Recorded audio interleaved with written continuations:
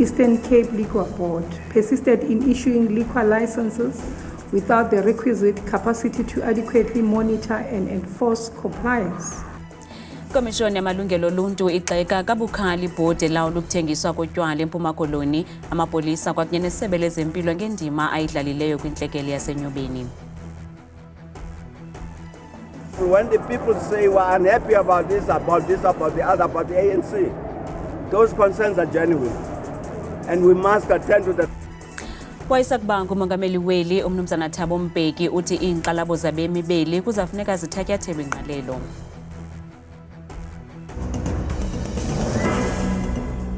Sinamkele kwindaba zethu ngokuhlwanje andaba indodwa ndaba nophumza sikhumba noyitoliki yolwimi lwezandla Botani Mzontsundu. Ikomishoni yamalungelo oluntu kweli idandalazise ukuba ibhodi elawula intengiso yotywala kwiphondo laseMpuma Koloni azange yenze ngokwaneleyo ukunyanzelisa imithetho elawula ukuthengiswa kotywala. Le komishoni ikhuphe ingxelo yayo yokugqibela ngeshwangusha elenzeka kwindawo yentselo yaseMdantsane eMpuma Koloni eyaziwa ngokuba kuseNyobeni, nalapho kwasweleka abantu abatsha abangama-21 ngethuba babebhiyozela ukugqiba kwabo ukubhala imviwo ngonyaka ka-2022. Ingathi bekuyizolo xeshikweni kusehla isithwakumbe esasuba imiphefumlo yomlisela nomthinjana obalelwa ku-21 kwindawo yentselo yaseNyobeni ngo-2022. Namhlanje ke ikomishoni yamalungelo oluntu kweli ithe thaca ingxelo yayo yokugqibela ngentsusa amabandla yale ntlekele. Umnweke ukhombe kwibhodi elawula intengiso yotywala eMpuma Koloni ngokuba negalelo ekunyashweni kwamalungelo oluntu. The Commission finds that the Eastern Cape Liquor Board's conduct and/or omission have contributed to violations of fundamental human rights in the unfolding of the Enyobeni Tavern tragedy. 9.2, despite acknowledging severe human capital challenges, the Eastern Cape Liquor Board persisted in issuing liquor licenses without the requisite capacity to adequately monitor and enforce compliance. Ukanti amapolisa nesebe lezempilo nabo banukiwe kule ngxelo ngendlela abayisingatha ngayo le ntlekele yaseNyobeni. The Commission finds that SAPS failed to fulfill its duty to protect public safety and uphold relevant regulations, thereby contributing to a range of human rights violations in relation to Enyobeni tragedy. Esinye sezindululo zekomishoni yamalungelo oluntu sesokuba amapolisa kufuneka aqinisekise nangakumbi ukuba iyathotyelwa imithetho yokuthengiswa kotywala kweli. This entails taking proactive steps to address reports of underage drinking, noise, disturbances, and other illicit activities near liquor establishments. SAPS should prioritize regular patrols, inspections in areas with high alcohol-related incidents to deter unlawful behavior effectively. Ukanti insapho zabantwana abaphulukana nemiphefumlo yabo kwelishwangusha zithi le ngxelo ibuyisele ithemba kuzo. As parents, we are very much happy and pleased with the report. It has addressed those things that we were thinking about. Ngokuphathelene nolibaziseko olwathi lwabakhona ngentsusa amabandla yokusweleka kwabantwana, isebe lezempilo ephondweni lithi alinalo igunya lokukhupha ingxelo engeziphumo zoqhaqho lwezidumbu. Ukanti ibhodi elawula intengiso yotywala eMpuma Koloni ithi iza kuyiphonononga le ngxelo ze iphawule kamva.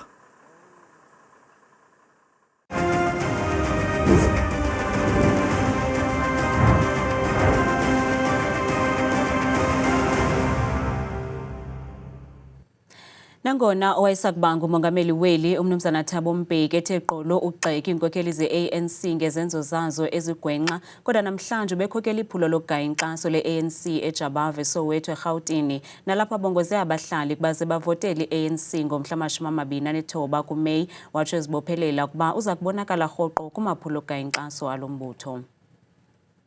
Owayesakuba ngumongameli welu uMnumzana Thabo Mbeki namhlanje ugcwele izidalato zaseSoweto egaya inkxaso emva kokuba wayevakalise ukungoneliseki ngendlela i-ANC eziphethe ngayo nalapho wafunga ke ukuba akasokuze agayele lo mbutho inkxaso. Ubongoza abahlali balapha ukuba ze bavotele i-ANC watsho ithembisa ukuba iza kulunga ibe ngumbutho osebenzela abantu. Bantu baseSoweto ngizocela namhlanje ukuthi nge-29 sikaMeyi siyazi ukuthi kufanele senzeni. So ngiyathembisa ukuthi ke mangisithi votelani i-ANC ngithembisa ukuthi sizayilungisa i-ANC leyo ngokwayo. Kwenzela ukuthi ikwazi ngempela ukumela abantu yenze lento kufanele iyenze. Noko kunjalo usamile okaMbeki kwelokuba ikho imikhwa engamxolisiyo kwi-ANC kwanabantu abaneminwe emide ekufanele ukuba bakhutshwe kulo mbutho. Ngiyazi ukuthi ninezikhalo ezithile ngawo wona wombutho lo. Ukuthi phakathi kuyo kunabantu abangalungile. Namasela nawagqoka i-t-shirt efana nayo. Kufanele usiwakhiphe. Kuba lo mbutho ibe ngulo mbutho niwaziyo. So ngicela ke bantu baseSoweto ngempela ukuthi masifika kulo 29 kaMeyi senze lento kufanele basiyenze.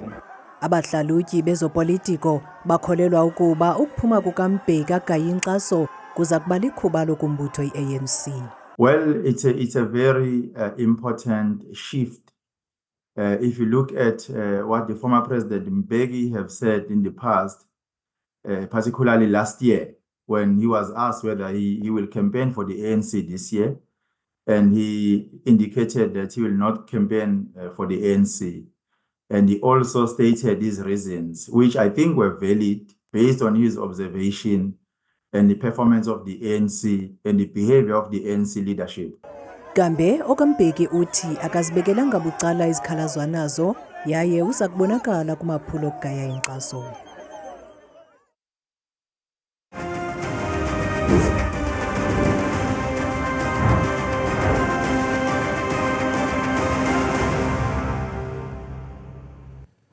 Mongameli Cyril Ramaphosa namhlanje wenze intetho ephambili kwingqungquthela yezothutho egxile ekufikeleleni kwabantu ngokulinganayo kwiinkqubo zothutho kubalulwa nabantu abaphila nokukhubazeka. Umxholo wale ngqungquthela nebibanjelwe eBeachwood Hotel eBoksburg kumasipala waseKuruleni uthi accessible transport for all, okukulandela ukuzibophelela koMzantsi Afrika kwingqungquthela yezizwe ezimanyeneyo yamalungelo abantu abaphila nokukhubazeka, i-United Nations Convention on the Rights of Persons with Disabilities, ukuba lizaqinisekisa makulinganwe kwinkonzo zothutho. Umongameli Cyril Ramaphosa uzityanda ke ngendima elilizwe sele liyidlalile ukuqhubela phambili ukhuselo lwesidima namalungelo abo bantu abaphila nokukhubazeka. South Africa has made considerable progress in both advancing as well as protecting the rights and dignity of persons with disabilities. Kambe umbutho i-Transport Users Group of People with Disability in South Africa ukholelwa ukuba liqhinga nje likarhulumente eli lokuziquma njengoko lo mbutho wafaka isikhalazo enkundleni yamatyala esiphathelene nokunyashwa kwamalungelo abantu abaphila nokukhubazeka. It is not true that they have called this summit through their own evolution. It is the fact that they want to react into the taxa taking them to court to say, for the past 30 years we have not been doing justice when it comes to transport service delivery. Ukanti umfelandawonye weeteksi kuzwelonke uthi kubalulekile ukuqinisekisa ukuba abantu abaphila nokukhubazeka abavalelwa ngaphandle. We are very excited about the initiative that has been taken by our colleagues in KZN to pilot the adoption of taxis so that we can accommodate disabled people who are our clients, our passengers. Ukanti umongameli uvumile ukuba usemkhulu umgama ekufuneka bewuhambile bengurhulumente ukuphumeza izibophelelo zabo abathi bazenza kwizizwe ezimanyeneyo ukuba abantu abaphila nokukhubazeka baza kuphathwa ngokufanayo nangokulinganayo nabanye abantu, ngakumbi kwiinkonzo zothutho. Bonwabile abemi baseNgcobo eMpuma Koloni nemimandla engqongileyo emva kokuba isibhedlele iAll Saints sifakelwe igumbi nematshini exabisa ngaphaya kwezigidi ezibini zeerandi ezawunceda abantu abanengxaki yokungeva ngeendlebe, nkonzo ezo bezifudula zifumaneka kwamanye amaziko empilo aqaqileyo. Isebe lezempilo kweli phondo laphinda labathi jize ngezipho ezincedisana nempilo yabo. Datheli Lijelo, Ntsiki Noyiya, siqulunqelele ngxelo.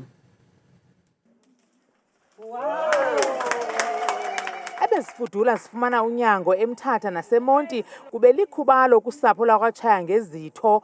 Amalungu olusapho omahlanu athiwe jize ngezitulo ezinamavili nobuchwephetshe basezindlebeni obuza kubanceda kuba bakwazi ukuva. Bahlala nomama okwangumakhulu komnye wabo akawuvala umlomo yimincili. Ndiyabulela ngongazenzisiyo oko kuphuma umuntu wasesibhedlele weza kum wafika imvula inetha ndingqengqe phezu kwebhedi.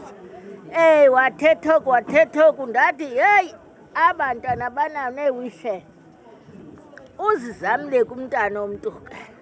Umphathiso wezempilo kweli phondo uthi le matshini ayizulala thuli yaye sebeqeqeshiwe uchwephetsha abaza kuyisebenzisa ukunceda abantu base-All Saints neziphaluka. So silapha namhlanje unceda abantu abanengxaki zokuva. Iinkonzo ezingafane zifumaneke kuzo zonke izibhedlele sizibiza ngoba zi-specialists or tertiary services. Yiyo le nto abantu bethu bahambe imigama. So siyayiqinisekisa ke into ethi njengoba siyivule namhlanje ayizuba yi-white elephant, izawusebenza, izoba neemini evula ngazo ezokwazi uba zicelwa abantu kakuhle, kubhaliswe abantu abafuna olo ncedo beze oogqirha bethu abazingcushe okanye i-specialist ukwenza ezo services sikwazi uba zisebenze. Isebe lezempilo libambisene nabenkolo ababinze ngenkxasomali kweli phulo lokusondeza iinkonzo eluntwini. Njengecawa sine-humanitarian department. I-humanitarian department yethu yenza imisebenzi apho sidibana okanye sihlangana ne-departments ezifana ne-health, education, whoever, and apho sikwazi ukuthi senze imisebenzi in partnership nezo departments. So as a church we are all siyafuna unceda.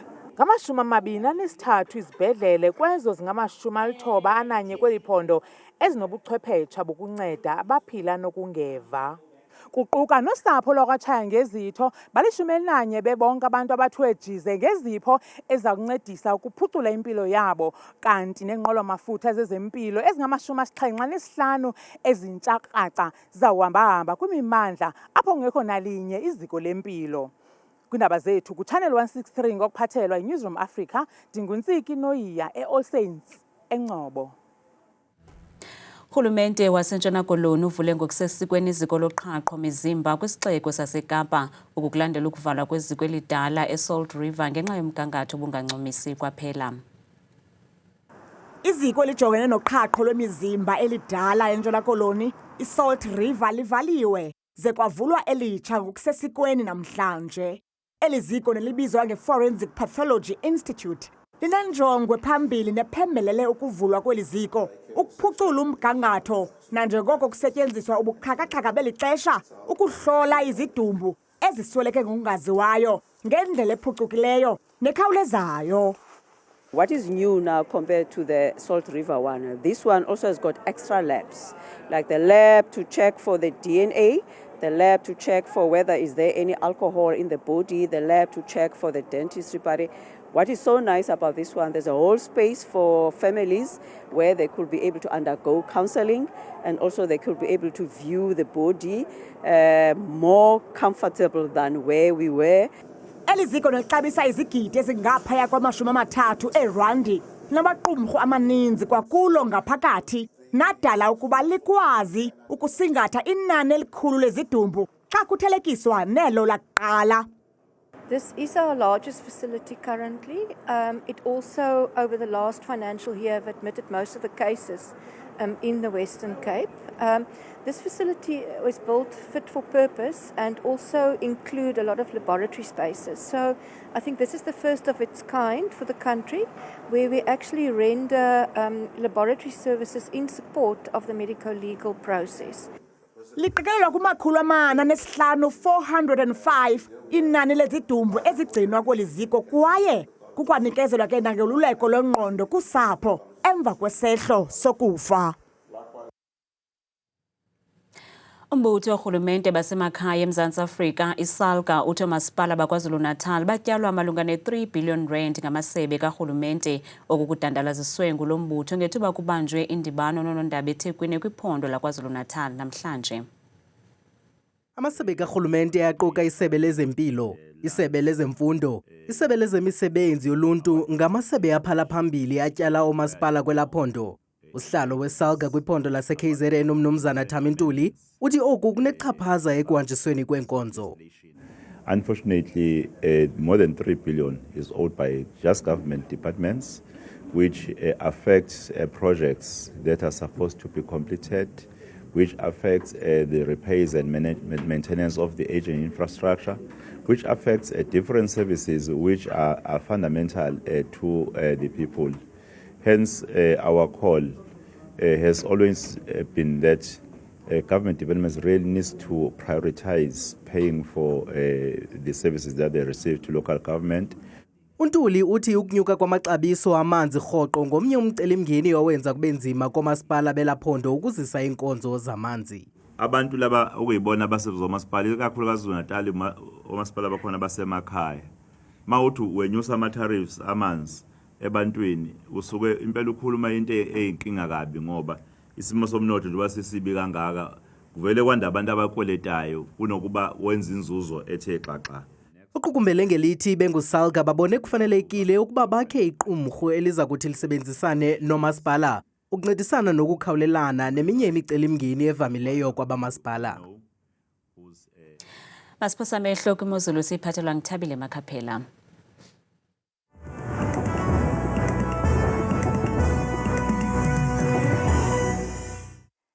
Kakhulu ke kuwe mqwathi apho kwidesika yakho yedwa abantu kubulise nawe mbukeli wami apha ekhaya ndikwamkele bethuna kwelamkela kwiqonga elikhulu iqonga lemozulu mna ke ndikuThabile Makhaphela uMamthembu namhlanje nangomso yenje nje imozulu.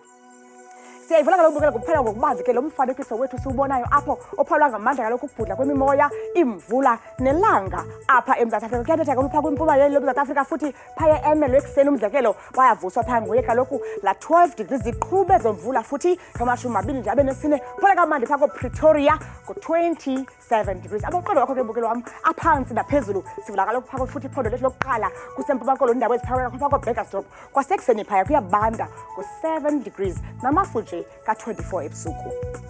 Kanti yona imozulu yethu nje phaa kuMbindi eFreystata apha eMzantsi Afrika indawo ezifana phaa kwincambi yeli phondo kwaVelcom phaa kwasekuseni futhi bevuka kamnandi ngaye kaloku la 12 degrees baluvale balusoke futhi lasukubukele kuhle kakhulu ngo-30 degrees. Bethuna nje kaloku lo mozulu phaa futhi kusentshona koloni indawo eziphakathi enqumela phaa kuseni futhi kwamso phaa eFredendal nguye kaloku bevuka nje la 14 degrees kuyatshisa phaa ebusuku ngamashumi 3 nje kuphela. Ukanti yona imozulu phaa ephondweni lethu lise-Northern Cape ko-Springbok phaa ixesha lasekuseni futhi lishumi nje likhatshwa sisihlanu beyivala lamini kamandi ngamafu nje qabaqaba phaya ka-29 degrees. Yona ke imozulu phaa kumantla apha eMzantsi Northwest ngomso koMoruland ekuseni ngu-12 degrees. Indlela imozulu futhi mbukela iphole kamandi phaya ngamashumi 3 nje abe nangaphaa koBloemhof kuyatshisa phaya ngo-24 degrees. Xa sihamba bukele sijoga kaloku apha eGauteng futhi indawo ezithatha ukuphakama kweli phondo ePretoria umzekelo phaya ekuseni futhi zikhona imvula ngamashumi 2 nje khatshwa sisiqhele ngaphaa kwencam futhi eJohannesburg kuyabanda ngeshumi nje yonke lamini ngomso.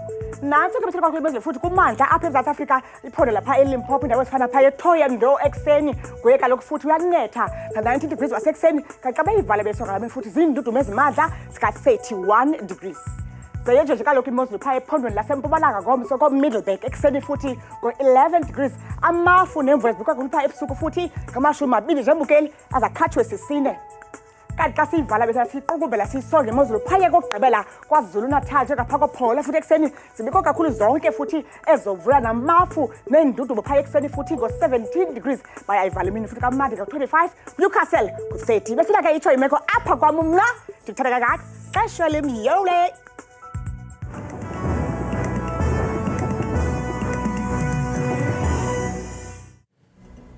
kamnandi mawethu.